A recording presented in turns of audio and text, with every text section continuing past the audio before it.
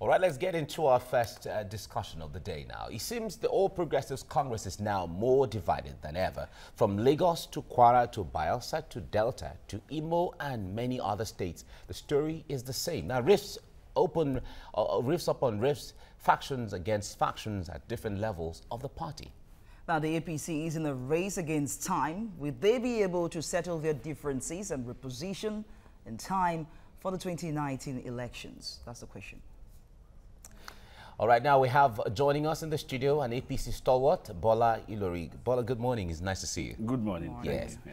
Now, at this time where all Nigerians expect that the APC should be consolidating towards 2019 election, but they seem like there's so much undercurrents that are working against APC from even within.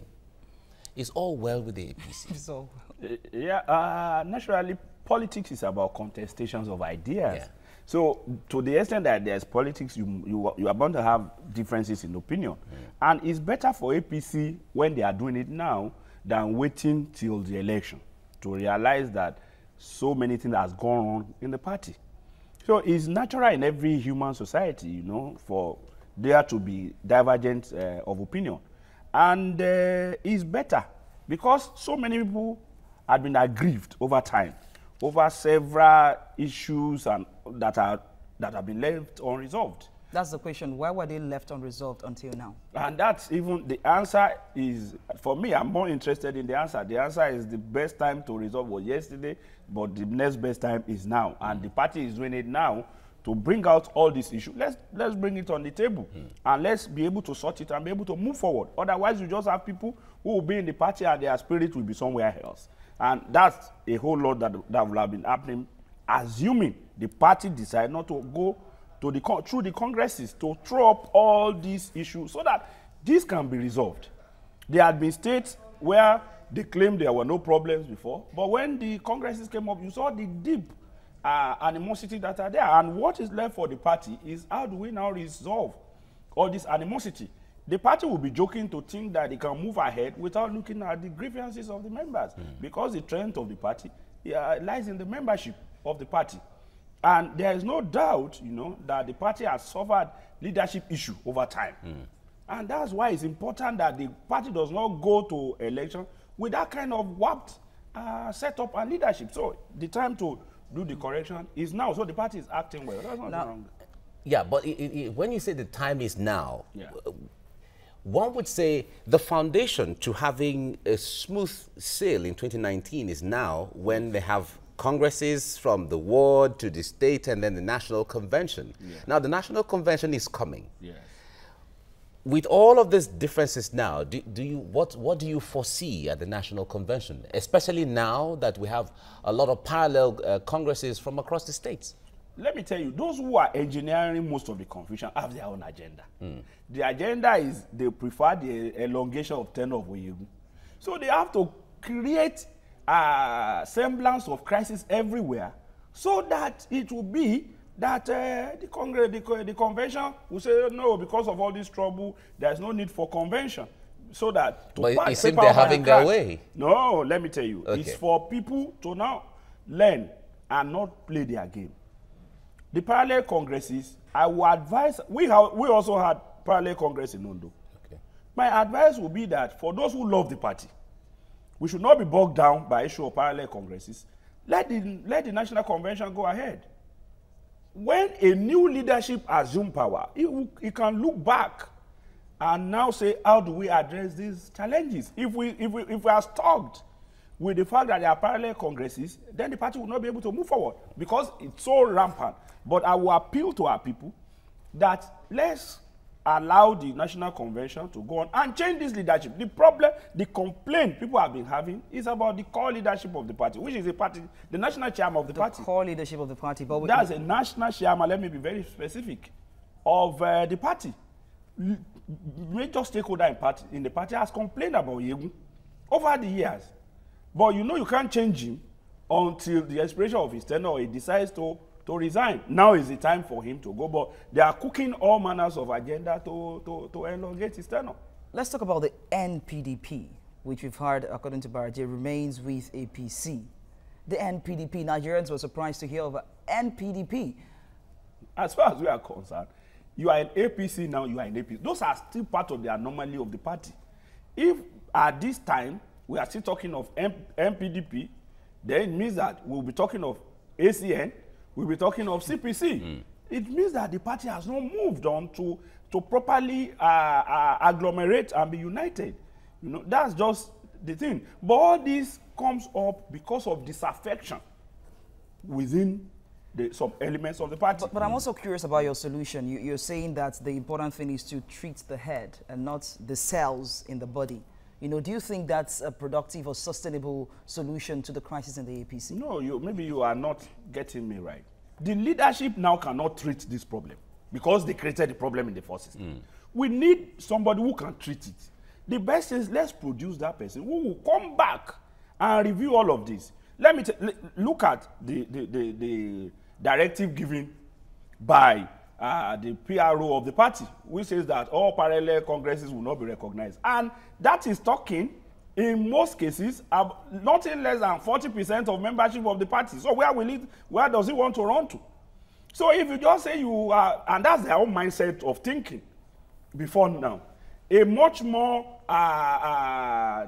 diplomatic, a much more organization that have acumen in management of people would talk more about how we are going to reconcile all the parallel congresses. Not that it's illegal. It's when more than 40% of your membership are involved. The Ondo parallel congress parades more than 60% of the party membership in that. So you say they should go to hell.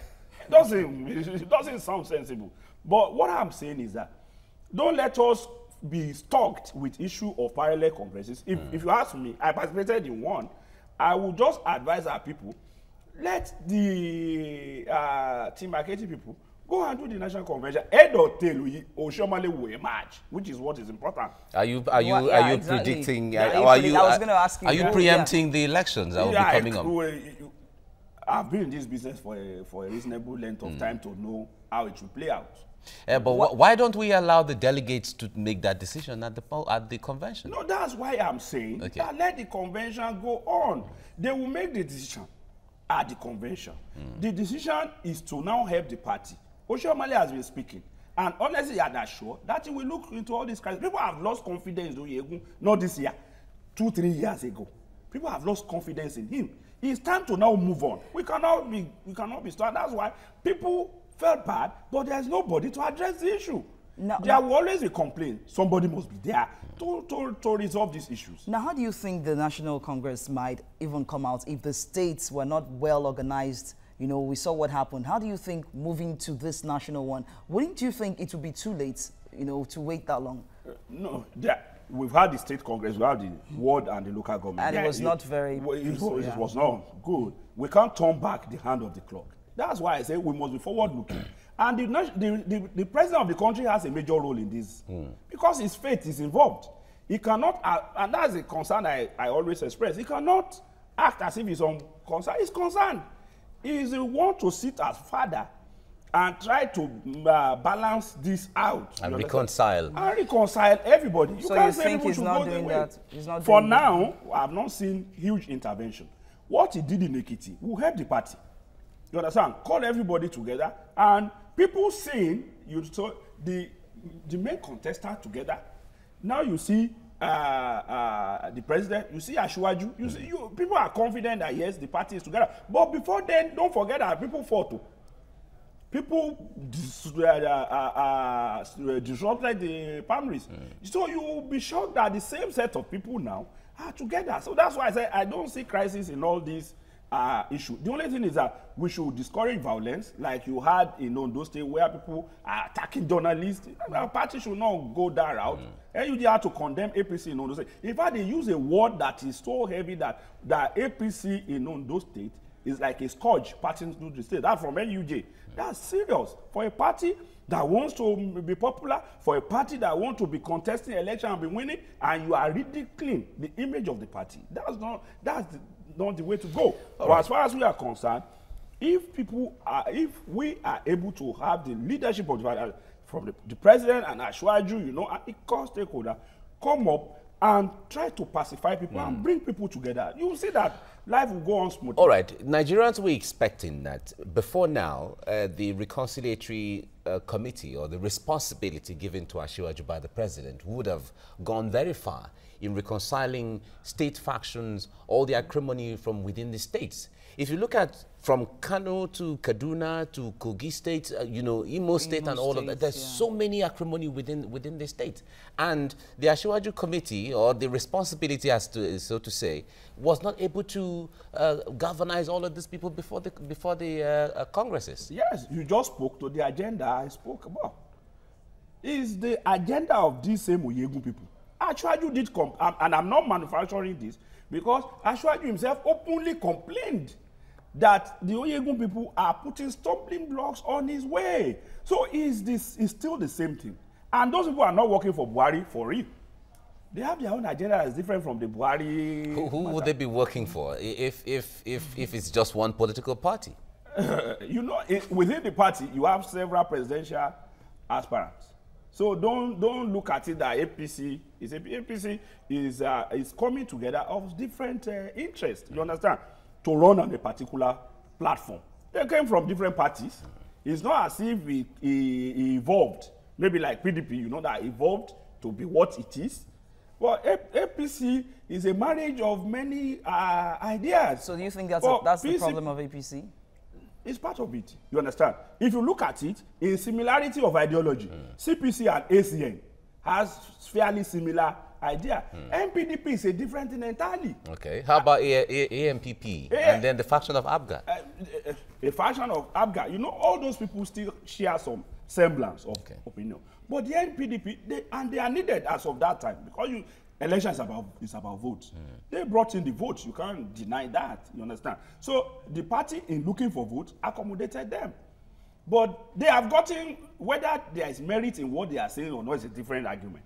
Because as far as I'm concerned, they've got more than even ACN. But they said they were marginalized. They said they were sidelined. If I want to tell you, if you ask Igbo, they are marginalized. Today, ask Yoruba, they are marginalized. Ask the North, they will tell you they are marginalized. So who is marginalizing who? At the end of the day, everybody is marginalized.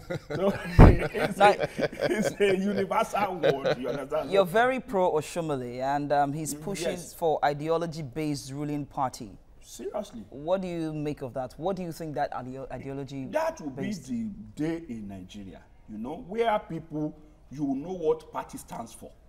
Not just name and symbol that everybody will just come. You now begin to see there's no difference. And that's why today is not a crime. I can move from PDP to APC, from there to ADC, from there back to SDP. You understand? So, because there is no sharp demarcation of ideas, parties should be about ideas. Once the ideas are there, you have lesser trouble than we are having now. So as far as I'm concerned, Oshomole is the right person for this time. All right. So at this point now, from the standpoint of the ideology he's talking about, it means the APC originally has no ideology. Yeah, you see, there is preponderance of progressives in the fold. Preponderance, but that does not mean all. NPDP are conservative people by nature. PDP built themselves to be the Republican Nigeria. It's legitimate. There is no problem about that. The whole world can all reason the same way. Why the APC, the real legacy parties, were made up of parties whose idea are more of welfareist. We can say maybe they are the Democratic Party of Nigeria. But now, because of nature of our politics, people from the conservative merged with the progressive. And there are about to be friction. But how do you manage this friction is what is important. Now, the NPDP, and I must commend them that they addressed the press yesterday to denounce the ultimatum. Now, what they need to do is political re-engineering of their mindset from where they were before to where they are now. They must know now that you are in a progressive line, in a welfareist line, not the conservative they came from. So that's where the Oshomole thing will click well, by introducing ideology. Then PDP, it will also help the PDP. You understand? That know yourself. Are you a conservative or a progressive or a welfareist, if you prefer that? So people begin to have that. Then it becomes more difficult for you to cross the line. Okay. But do you think this is even possible? We know APC is also desperate to win the elections, just Yes. like in 2015. Yeah. Do you think ideology is the concern of many APC members, and even APC itself? APC just wants to win the election, so it's still going to be the same thing. Everybody just come, NPDP, whoever you are, just come, let's win this election, and then we'll make up after the election. We'll talk about ideology afterwards. We kiss and make up after the election. That is natural way. You can only effect change when you have the power. So the first law in this business is to, how do you win the elections? When you win the elections, you can now sit down. We missed so many things, opportunities that the party should have used in reforming some of political thinking of the country, and even the political space entirely. But it's better late than never. Issue of ideology will not be what will be paramount between now and 2019. That will be politically suicidal, because I'm just being practical. You understand? But you see, you can begin to apply the brakes. There are people who just joined the party some months back. There are people who are wondering, well, hey, you know, using I will not mention anybody's name. But people begin to feel that if this man can give this party so much trouble, what is the assurance of APC in months down the line that it will also not suffer the same fate?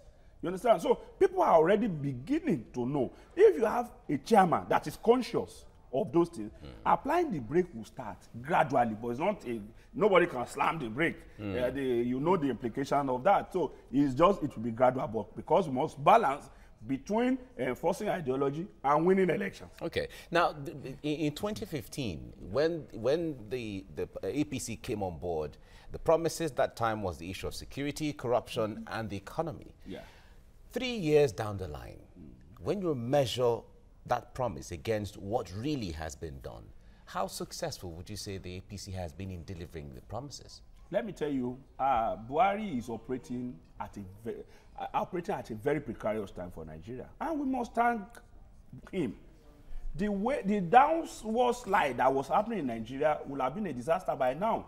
So when people don't fail to look back at where we were, and is just talking at where we are, then they can't get the whole picture. The security situation in the country is still horrible.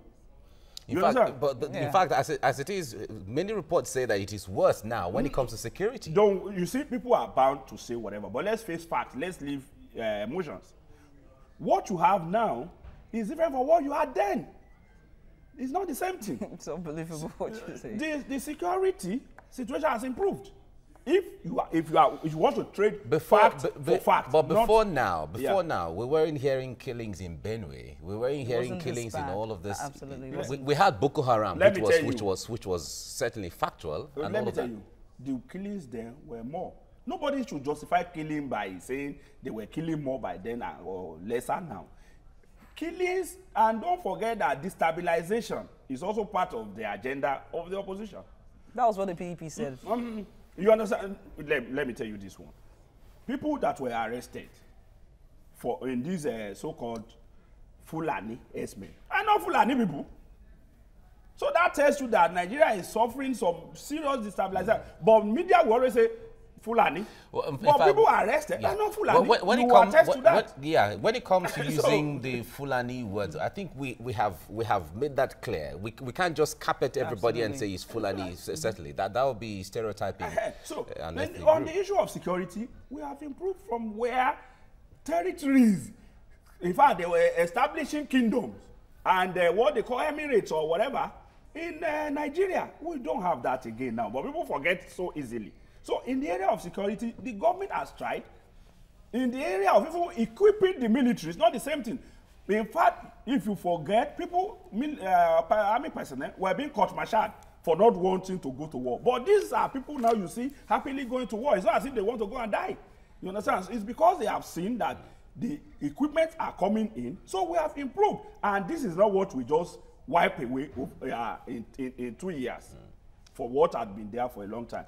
On the economy, I was reading in the papers yesterday that inflation rate has been dropping.